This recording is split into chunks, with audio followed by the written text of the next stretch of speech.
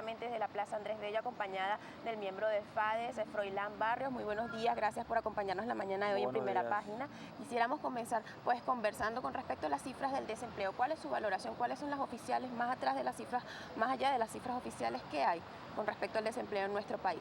Bueno, primero que nada, buenos días pues, y un saludo a toda Venezuela, porque nos está viendo en este momento.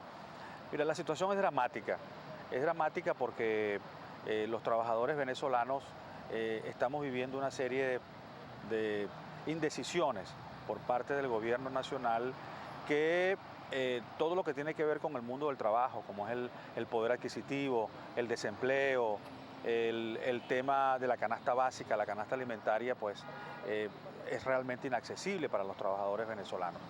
Por esa razón, el tema de la inflación, estamos hablando de una inflación que puede terminar el año en más del 75%, la general, porque la de los alimentos ya se proyecta a un mayor al 100%.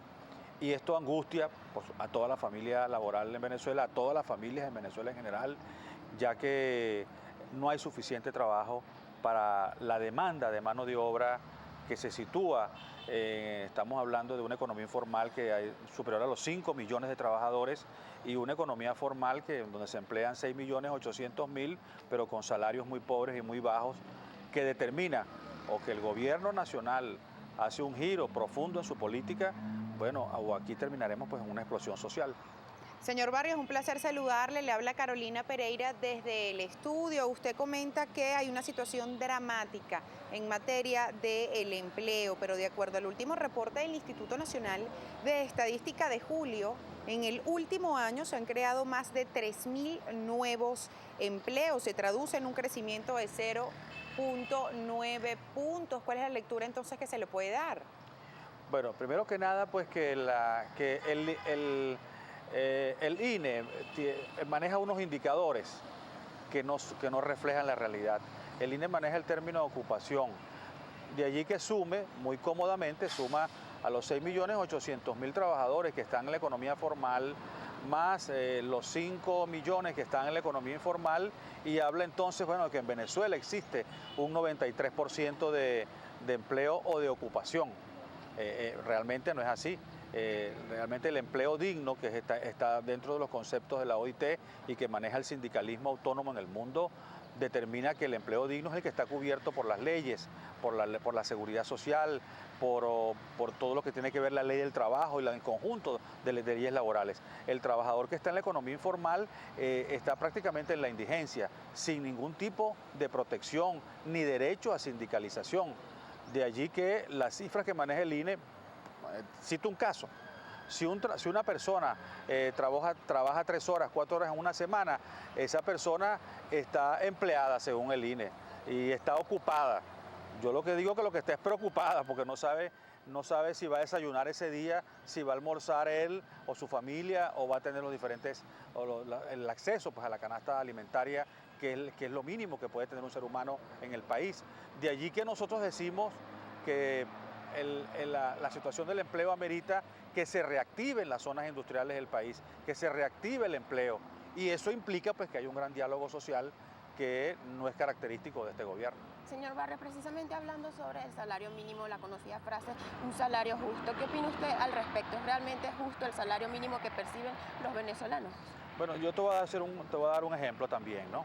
En el año 2008, un kilo de pollo valía 8 bolívares, 8,43 bolívares. En el año 2014, la cifra oficial, el precio oficial está en 43, pero bien sabemos que por el desabastecimiento y la escasez se consiguen pues es a 60, 65 y hasta mucho más. Entre tanto, el salario de 4.251, que es el mínimo, es prácticamente imposible que el trabajador lo tenga a la mano y que para poder adquirir una canasta alimentaria que el INE sigue planteando que está alrededor de los 4.800 o 5.000 bolívares, y el resto de consultoras habla de una canasta alimentaria que supera los 10.000, 12.000 bolívares. Entonces, ¿quién sabe eso? Bueno, mira, no es necesario hacer un doctorado, simplemente con meterse la mano en el bolsillo, cualquier trabajador cuando va al mercado sabe muy bien que lo que tiene en billetes es puro papel, porque no puede realmente adquirir lo que necesita su familia. Si acaso tiene un trabajo, porque de cada 5 miembros de grupo familiar, para poder adquirir la canasta alimentaria, se necesitarían aproximadamente 2,5 salarios, y la canasta básica ni se diga, tendrán que trabajar los 5, y eso no es la realidad del mercado laboral venezolano. ¿Cómo se pueden mejorar estas condiciones? ¿Cómo se puede llegar entonces a mejores escenarios para todos aquellos empleados de nuestro país, señor Froilán? Bueno, lo principal es restablecer el poder adquisitivo.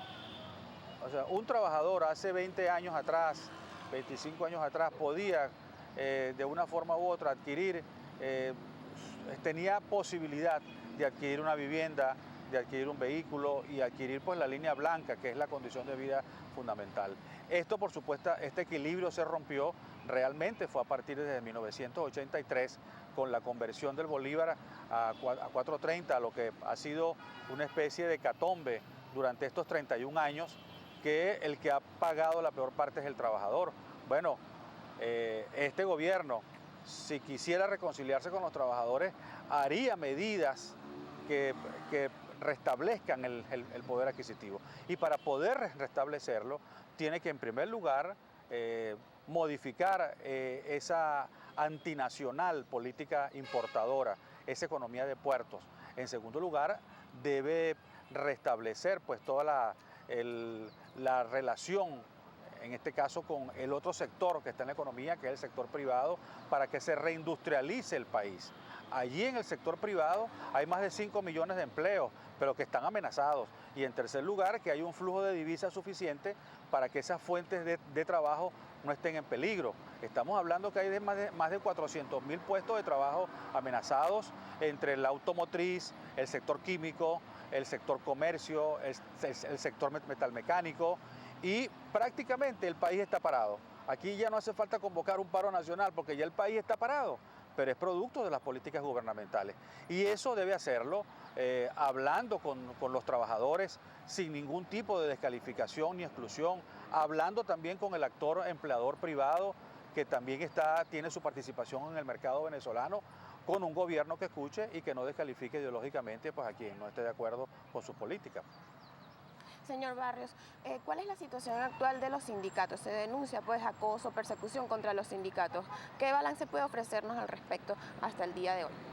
Bueno, mira, la situación de los sindicatos, primero ha habido en los últimos 8 años, ha habido una dispersión que es reconocible dentro del sindicalismo venezolano. Cuando hubo una sola central poderosa, ya no lo es hoy.